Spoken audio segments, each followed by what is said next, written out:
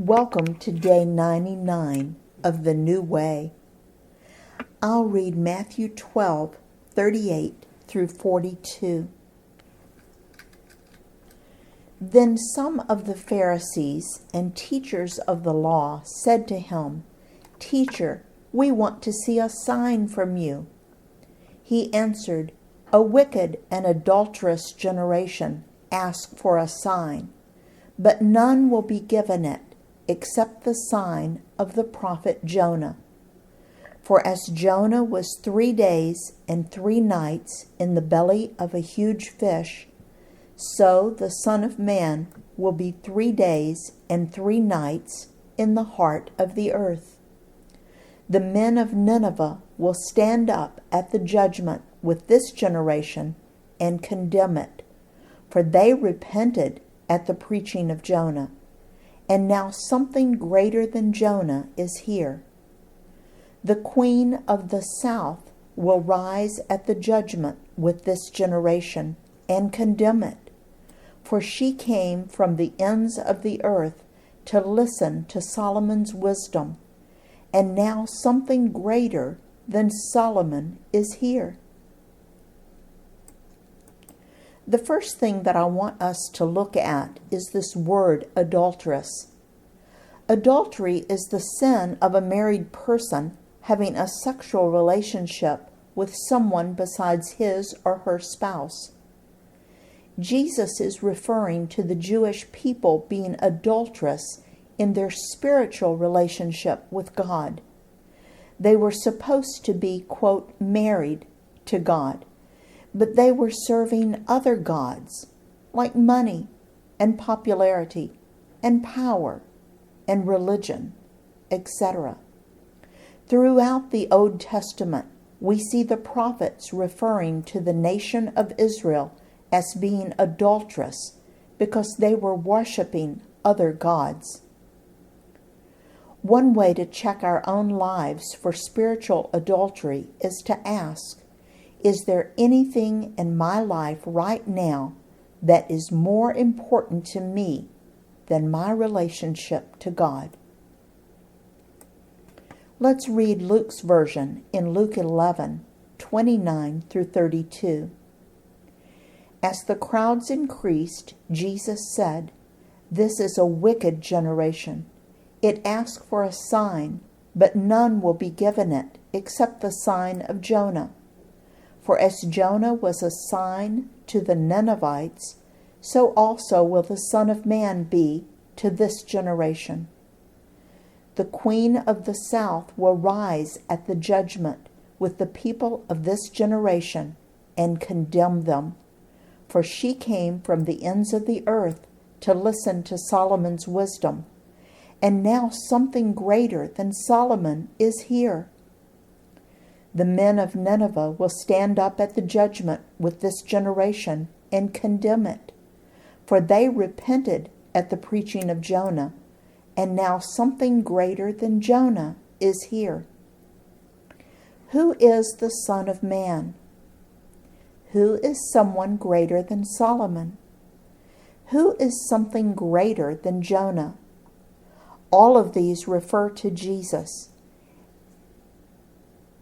In fact, the Son of Man was the title that Jesus used for himself the most. I think it was his favorite.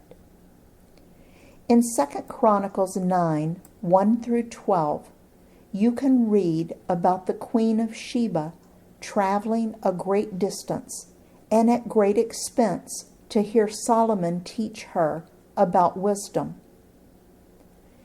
Jonah was a prophet sent to preach to the Ninevites in the city of Nineveh. You can read that story in the book of Jonah in the Old Testament. I'll read Jonah 3:1 through 9, just so you can see how sincerely they repented. Jonah 3:1 through 9. Then the word of the Lord came to Jonah a second time. Go to the great city of Nineveh and proclaim to it the message I give you. Jonah obeyed the word of the Lord and went to Nineveh. Now Nineveh was a very large city. It took 3 days to go through it. Jonah began by going a day's journey into the city, proclaiming, 40 more days and Nineveh will be overthrown. The Ninevites believed God. A fast was proclaimed, and all of them, from the greatest to the least, put on sackcloth. When Jonah's warning reached the king of Nineveh, he rose from his throne, took off his royal robes, covered himself with sackcloth, and sat down in the dust. This is the proclamation he issued in Nineveh. By the decree of the king and his nobles, do not let people or animals, herds or flocks taste anything. Do not let them eat or drink, but let people and animals be covered with sackcloth. Let everyone call urgently on God. Let them give up their evil ways and their violence. Who knows, God may yet relent and with compassion turn from his fierce anger so that we will not perish.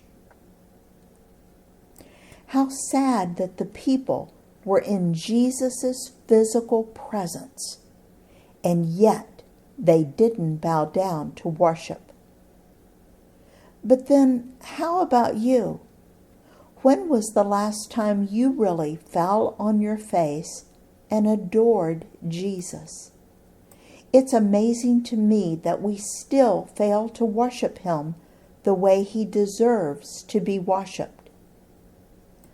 What are some of the things that get in the way of you spending time with Jesus? I discovered a long time ago that if I waited until my alarm went off in the morning, I would get too busy to be able to really worship and pray and study my Bible. So about 30 years ago, I asked God if he would wake me up around 4 a.m. and help me to slip out of bed without waking my husband.